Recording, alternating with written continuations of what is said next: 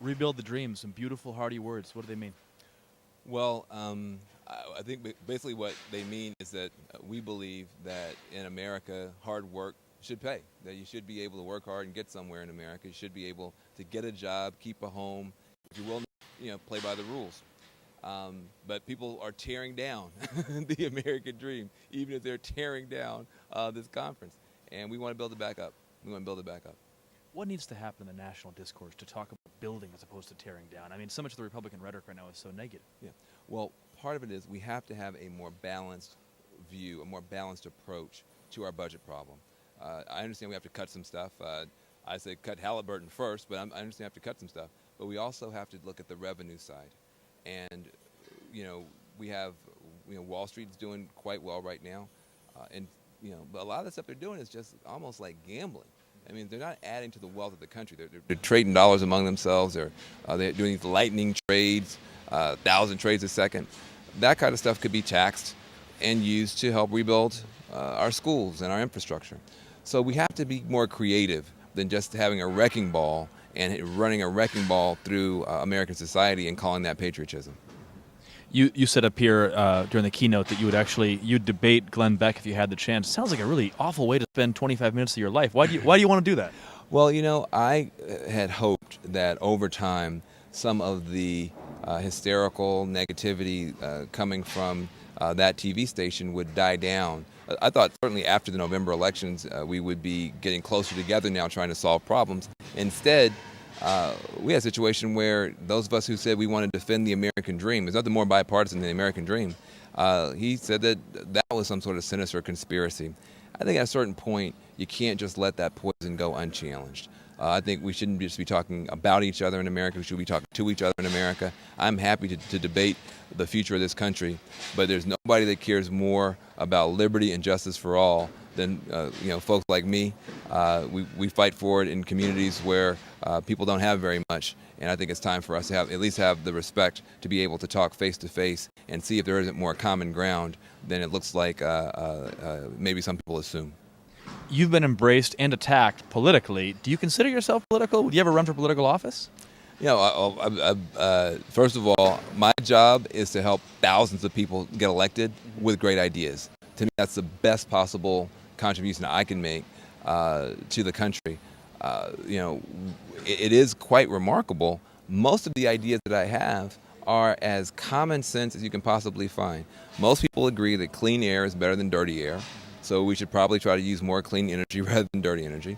Most people agree that wasting energy and the rest of our God-given resources is not a good idea. Being more conservation-oriented, more efficient is a good idea. That's not controversial. The idea that if you can have people work their way out of poverty and also do good things for the planet, that would be a positive. That's not very controversial. So I think that what happens is, we're not talking about green welfare checks, we're talking about green work. And what I think most people, if they just listen to what the ideas are, these are perfectly good ideas. And you may not agree with them, but they're certainly not subversive ideas. Why then the attacks? I think that when you stand up to the status quo, even if you're doing it in a positive way with good solutions, there is something of a backlash. But despite the hysterics on television, more people, more consumers want green products today than they want them yesterday. More people are interested in clean energy solutions today than yesterday. Despite all the hysteria and the attacks, the basic idea is that we should put Americans back to work. We should connect the people who most need work with the work that most needs to be done in our country, repowering America, community gardens, organic agriculture. Those ideas are becoming more and more mainstream despite the hysterics. Where do you find personal inspiration, peace on a daily basis? Well, not from my children. Not from my children. Everybody says, my kids give me so. My children, I have 2 little boys, and they are hell on wheels, and I love them. But, my wife and I don't know if that's too loud for you. But my wife and I are blessed by these 2 little boys, and how old are they? The little one is almost 3, and the big one's almost 7. But for me, where I get my kind of deepest sense of purpose is going out in the woods, I grew up in the woods. I grew up on the edge of a small town in rural West Tennessee. Going out in the woods, walking around, looking at creation, and just remembering we're here for a very short period of time. But we can do an awful lot of damage in that very short period of time.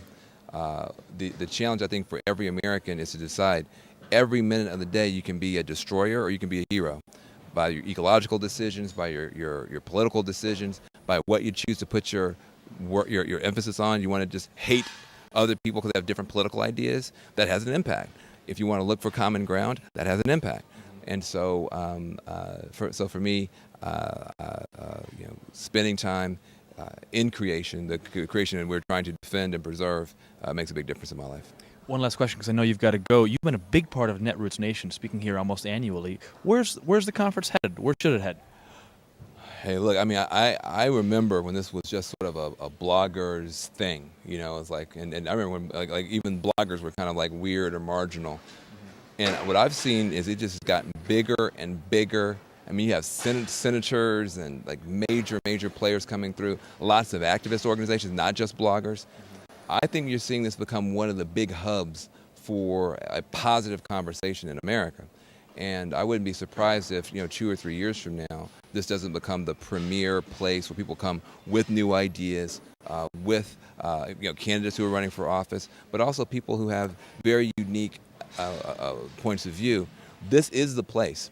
I think the people, when you speak here, I think you're the most nervous. Right? Oh, yeah. Yeah. Because you know that, you obviously, good, sympathetic audience, but these are very smart people. And they have big audiences. Every person who's out there looking like, that person's got 200,000 followers on Twitter. Well, that person's got 500,000 followers on Twitter. Well, and you start looking out in that audience, and you know that these are the people who their view about what's happening in America is very significant. And so I think people prepare harder when they know they're going to be here. I think people look forward to it more.